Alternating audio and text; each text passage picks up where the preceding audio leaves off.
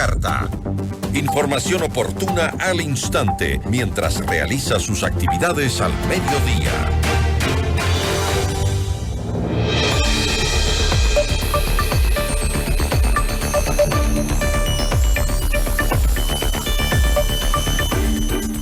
Desde la bancada de Construye se ha dado propuestas, o más bien ideas, sobre las posibilidades de financiamiento para el Estado de conflicto armado interno. Se habla, por ejemplo, de la reducción del aparataje estatal. Sin embargo, ¿cómo concretar estas ideas sin que esto signifique una reducción de las capacidades del Estado?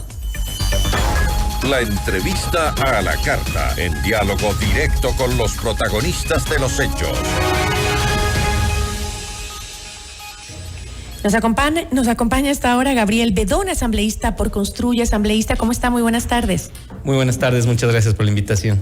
Gracias a usted por acompañarnos. Asambleísta, la bancada de Construye ha señalado que los sectores con más ganancias, todos deben aportar, pero no se trata de asfixiarlos. Cualquier medida tiene que venir acompañada de un sacrificio también del Estado, como la reducción del gasto y la focalización de los subsidios.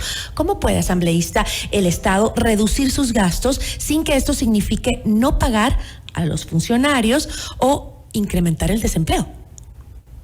El Estado tiene que hacer los sacrificios comenzando a analizar los esquemas, cómo están produciendo el trabajo que tiene que hacer el Estado. Hay empresas públicas que siempre están a la pérdida y que si ya no tiene sentido de que estén a la pérdida, las puede observar el sector privado. CNT, Flopec y muchas empresas más del Estado que reflejan pérdidas abismales. Creo que CNT está por los $200 millones de pérdidas. ¿Todavía mantienen la idea de que debe desaparecer el Ministerio de la Mujer y los Derechos Humanos, que no tiene propósito? No es una posición del bloque esa. ¿No? No. ¿Cree que esos ministerios se deben mantener? Creería que se deberían optimizar algunos ministerios, pero también algunas secretarías técnicas deberían fusionarse. O sea, lo que nosotros pedimos en este caso al gobierno, o sea, cronológicamente tenemos que analizar esto, porque el gobierno no es claro con la nación, el gobierno no es claro ni siquiera con los partidos políticos ni con la Asamblea Nacional, porque hace unos 2 meses, recordará usted, hicieron el gran pacto de la madurez, que les llamaron ellos, haciendo una alianza entre la Revolución Ciudadana, el Partido Social Cristiano y ADN, el partido gobernista, y dijeron que van a hacer una primera ley urgente económica que mandaron a la Asamblea, que aprobaron que sus votos. Construye, no votamos en esa ley. ¿Por qué? Porque nosotros habíamos hecho un análisis económico que con esa ley no se resolvía nada del sistema económico ecuatoriano, que hay una brecha fiscal cerca de $8,000 millones, estimada Gisela. Entonces, cuando ellos mandan, lo que más brillaba en ese primer proyecto de ley era la remisión de deuda a los grandes grupos económicos del Ecuador. Pero también hay que analizar esta propuesta de reducir el aparataje del Estado, porque siempre hablamos de esto, ¿no? Y, por ejemplo, yo he hecho aquí una breve reseña para que recordemos un poco qué nos dice la historia sobre la reducción del aparataje estatal. En el gobierno de Lenín Moreno, por ejemplo, se eliminó el Ministerio de Justicia y se creó el SNAI. Ahora esta institución está absolutamente incapacitada para ofrecer seguridad y control en los centros penitenciarios. Después también se unió la Secretaría de la Política con el Ministerio del Interior para crear el Ministerio de Gobierno. ¿Tan solo para qué? Para que un periodo más tarde pues se volviera a tener que separar estas instituciones. ¿Dónde está realmente la eficiencia de la reducción del Estado? Focalizar subsidios. Y tiene que ir de la mano con el sacrificio del gobierno de también saber qué comunica y qué no comunica. De todo el 100% que es del presupuesto general del Estado que se gasta en un año, para que los radioescuchas que nos ven más o menos hagan en su cabeza el cálculo, son $30,000 millones. Eso, el 40% se va en educación. Entonces nosotros obviamente no vamos a estar en contra de que se reduzca en la educación, si el 40% la mayor incluso más pagamos en subsidios que en lo que se va a educación. No es tanto así. Para ser exactos, en realidad en subsidios para el tema de combustible son 3.800 millones que se paga al año. Lo que sí podemos compararlo es con el gasto de salud. Porque salud es 4.200 millones. Entonces estamos casi gastando en los subsidios a los combustibles de lo que invertimos en salud. Ahí sí el dato es igual. Pero en el tema de educación es el 40% de lo que son más o menos 12 mil millones de dólares, que es lo que el Estado destina. Pero por ahí no va la reducción. La reducción que nosotros proponemos que el Estado tiene que sacrificar es en su aparataje que tiene dentro de los mismos estados. Por ejemplo, SELEC tienen los jerárquicos superiores sueldos de 4,000, de 5,000 dólares, que no amerita la justicia y la realidad de este país. En Petroecuador hay un avión que utilizan 4 o 5 altos funcionarios que cuesta 20,000 dólares la hora de vuelo.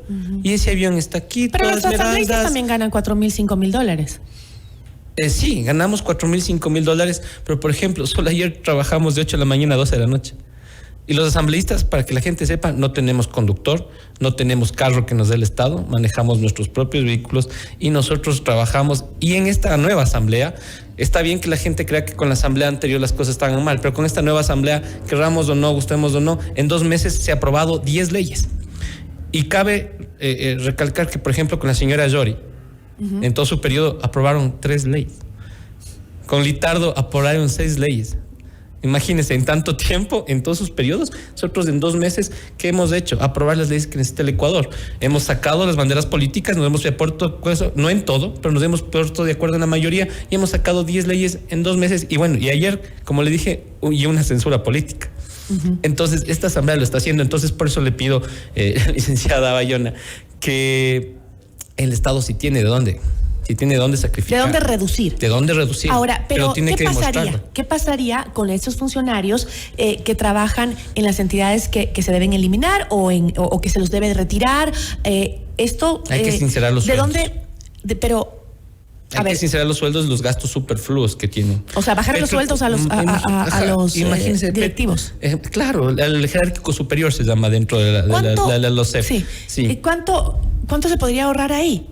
Porque sí, el aparato del Estado es muy grande. Dentro del Estado más o menos cerca de 100 millones, pero no concibimos que una empresa pública como Petroecuador tenga cerca de 30,000 funcionarios. O sea, no podemos concebir ese tipo de cosas. Pero ¿tiene el dinero el Estado, por ejemplo, para indemnizar a estos funcionarios, para pagarles sus liquidaciones o lo que corresponda de ley? Mientras Iván Granda fue ministro del MIES, hizo una reducción de las personas que estaban por jubilarse y pudo hacerse las liquidaciones y fue con un préstamo internacional, le cuento, para la reestructuración del Ministerio de Inclusión Económica y Social.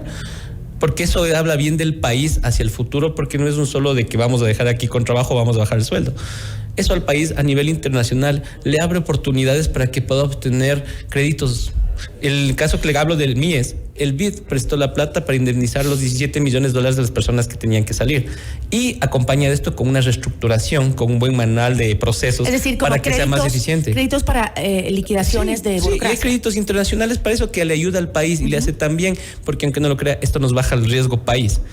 ¿Y qué hacen los acreedores internacionales? Miren, este país está actuando bien, está mejorando su economía, podemos darle. Y por el lado de la realidad también, ya con una buena indemnización, esos funcionarios que se salen del Estado podrían emprender negocios y eso genera circulante, eso genera empleo.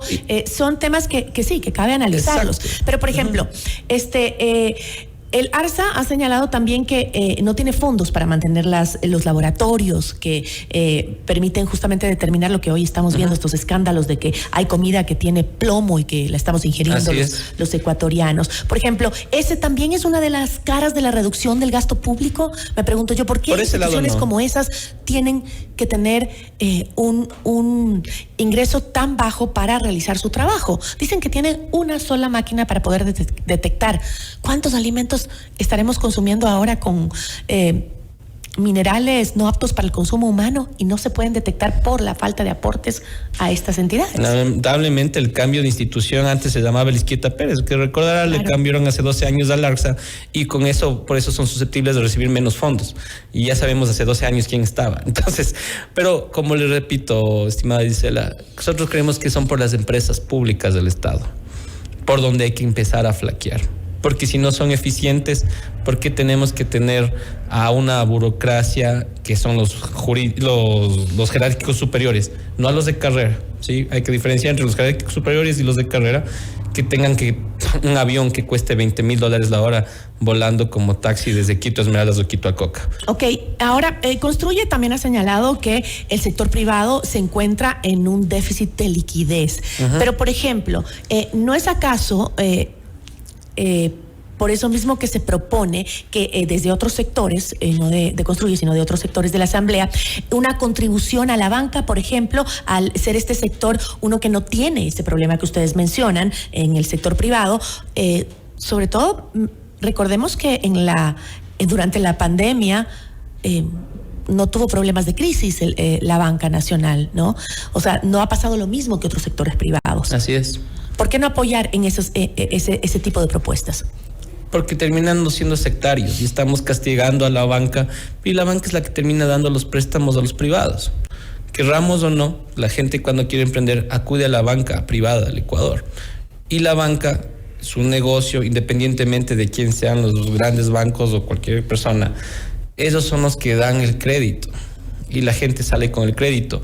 Y no podemos castigar a las empresas que están trabajando bien. No es un poco castigar, es un poco también, como decíamos, todos aportemos, ¿no? Sí, todos aportemos, hay que poner el hombro. La parte sectaria no es solo con la banca. Y quiero aclarar, no es que estamos defendiendo a la banca, sino decimos a todas las empresas que tengan flujo y que tengan liquidez. Porque a diferencia de otras bancadas, lo que están queriendo poner es un impuesto al patrimonio. Y el patrimonio es algo que está ahí, un terreno, un edificio, un carro, que es difícil de vender y después recuperar, y si le hace mal al patrimonio. No es que gano más cada año. No, pero, para nada. Entonces sí es una buena idea la banca. Claro, pero no solo a la banca, sino a todos los que hayan tenido ganancias extraordinarias y que esté reflejada en fluidez, liquidez y en flujo de caja. ¿Para qué? Si es que usted en su empresa tuvo una super ganancia de sobrepasa los $10 millones, por favor contribuya en una tabla desde el 10%, porque tiene el flujo, o sea, tiene ese dinero en el banco que puede inmediatamente transferir a las arcas del Estado. Esa es la idea, no al patrimonio, sino al flujo de los que han tenido super ganancias, que han tenido muy buenas ganancias. Y tiene que ser a la banca, sino a todas las empresas que han tenido y están en esta condición.